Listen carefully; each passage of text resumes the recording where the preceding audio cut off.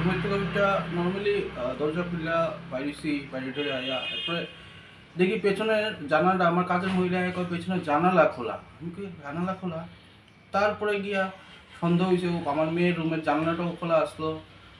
এরপর আমি আমার সিসিটিভির মধ্যে দেখলাম 4:31 একজন আয় ঢুকলো, ঢুকা আমার ওয়ালেট এখানে ছিল, এই জায়গার ওয়ালেটটা নিচে। এরপরে আমার সামথিং আমার ঘড়ি, একটা ঘড়ি এখানে নাই। আমার আছে আরও 2-3টা ঘড়ি, তাই কিন্তু এইটার মধ্যে একটা ঘড়ি নাই। আর এখানে একটা আমার মিসেসের একটা গোল্ড ইয়ারিংস আসলো, এটা নিচে। আর টুকটাক আমি দেখতাছি আর কি কি নিচে। উপরে একটা আলমারি খোলা পাইছে, মানে আলমারিটা খুললা কাপড় চোপড় একটু ইয়ে করছে। তো এইসবই পুলিশ আইসলো, সকালে খবর দিছিলাম। তো পুলিশ আয়া দেখলো, আমি জিডি এন্ট্রি করলাম। তো এই আর কি।